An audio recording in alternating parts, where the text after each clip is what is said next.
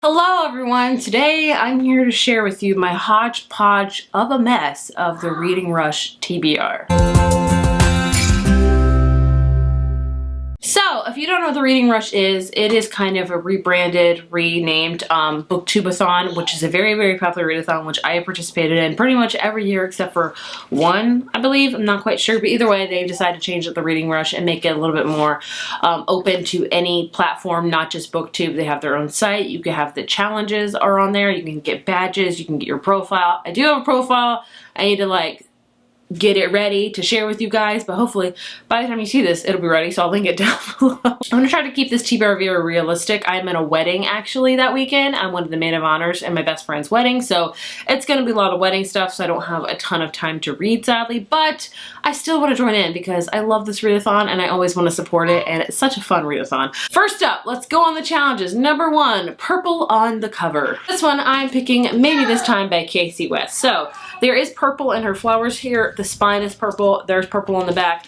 It's purple up in here. So her latest release, it's about a girl that I think works for an event planner or a florist or something, and she meets this guy who also works for another event thing, and they are always at these events together, and that's all I know. That's all I want to know. Casey West is just one of the queens of summer books in my opinion, so I'm excited to read this one. I for sure will read this one for this readathon. I have no problems with this one at all because other ones I don't know if will happen.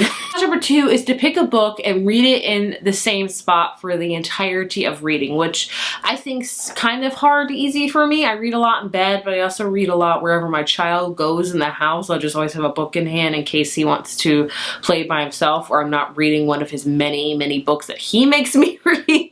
Do kids book counts for this? Because I'm done.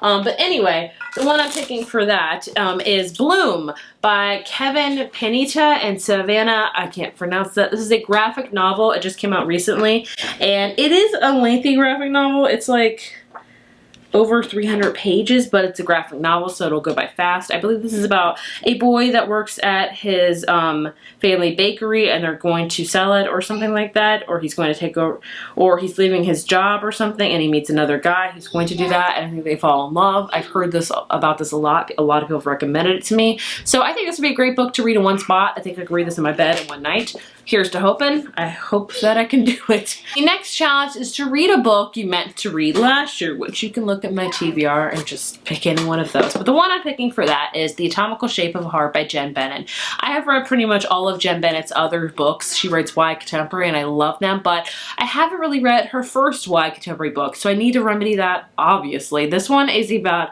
a girl that I think that works at a museum-sponsored scholarship or something, and she draws actual cadavers. I did not know that. And then she sneaks away into the hospital world. Boy, this is kind of creepy. I don't know. So I think it takes place at night when she meets a graffiti artist or something. I don't know. I am horrible at explaining things lately. Please forgive me. Either way, this is Jen Bennett's first YA contemporary book. Meant to read it years ago. Gonna read it now for sure. Next up is an author's first book, and that means it doesn't have to be a debut novel coming out this year. It could be just an author that you love but you haven't read their first book yet, if that makes any sense. So for that one, I'm actually going with a debut this year, which is ironic, and that is Natalie Tan's Book of Luck and Fortune by Roselle Lim. This is one I am not 100% sure I'm gonna get to because I don't really feel a pull to read it, because I was very excited for it coming out because it sounded right up my alley, but a lot of my friends have read it and they said it was okay, it wasn't the best. It's kind of been put on the back burner, honestly. So I'm sad to say that, but it just has. But I still want to read it, but this one is going to be the one. If I have time to read it, great. I'm going to make the other ones kind of a priority.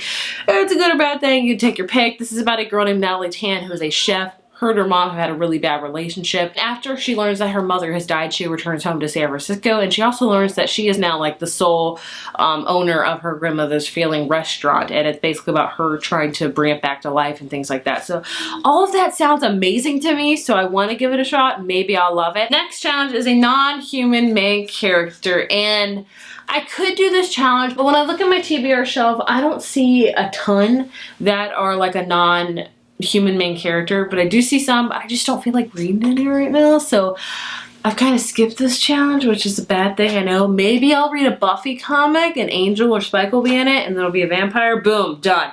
I'll probably do that, honestly. I think I have an Angel comic, so that would work out perfectly. So I might try to fit in this challenge. I really, truly might. The next challenge is to pick a book that has 5 or more words on the title. The anatomical shape of a heart. 1, 2, 3, 4, 5, 6. 6 words.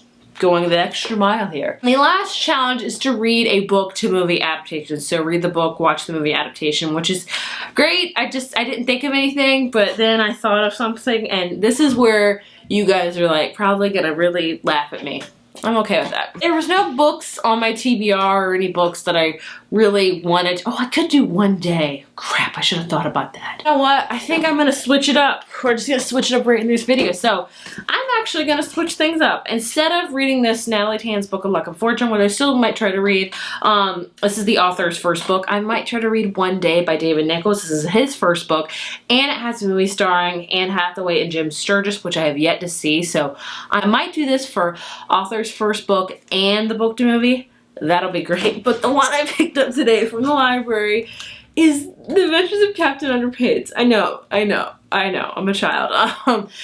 The fact is I was a little bit too old for this. My brother was very much into the series, so I decided to read along with him, and we had a good time reading it together, and we always still talk about it. So when I saw the movie the other day at my library, I was like, oh, I could do that. So I might try to read this and watch the movie. Maybe I'll try to read this to my kid, because he also enjoys another series by this author called like The Dragon, which this is obviously much for older than him, but either way, I don't know, guys. I'm sorry, my TBR is all over the place.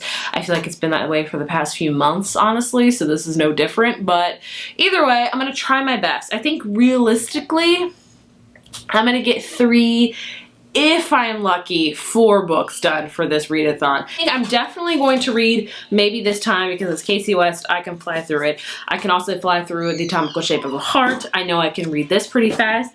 And then it's just going to be a question of what other book to read.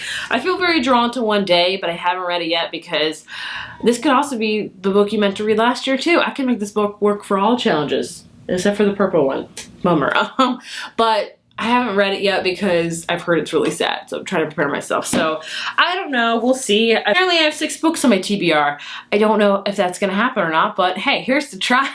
Either way, don't let my hesitation with this TBR fool you. I'm very excited for this readathon. Check out their website, their Twitter, their Instagram. All links will be down below for you to check out. I'm excited for this. I hope I do well. I hope I do well. Thank you guys for watching. Bye.